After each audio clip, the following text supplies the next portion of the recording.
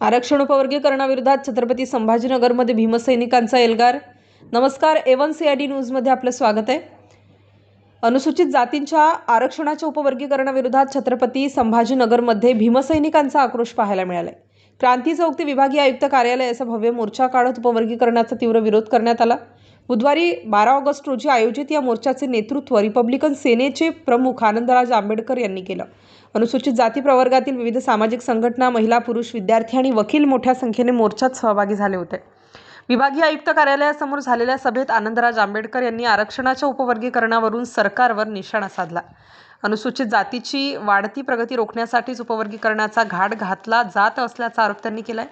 उपवर्गीकरणाच्या माध्यमातून समाजात फूट पाडण्याचा प्रयत्न होत असल्याचा दावा करत बौद्ध, महार आणि मातंग समाजात भेद निर्माण करण्याचा कोणताही डाव यशस्वी होऊ देणार नाही असा इशारा आंबेडकर यांनी दिला।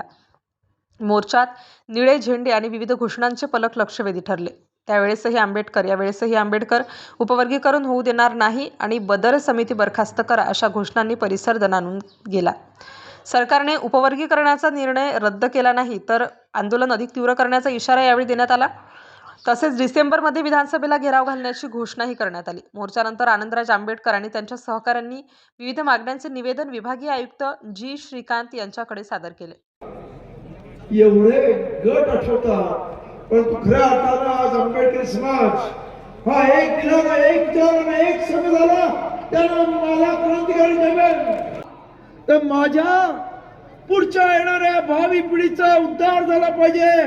माझ्या बापानं त्या काळामध्ये लढाई केली आणि आमचा उद्धार झाला, परंतु आज मी सुद्धा या लढाईला तयार आहे। माझ्या पुढच्या पिढीचा सुद्धा उद्धार झाला पाहिजे, याच एका विचारानं ही सर्व मंडळी।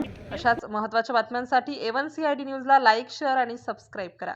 A1 CID न्यूज, आवाज जनतेचा।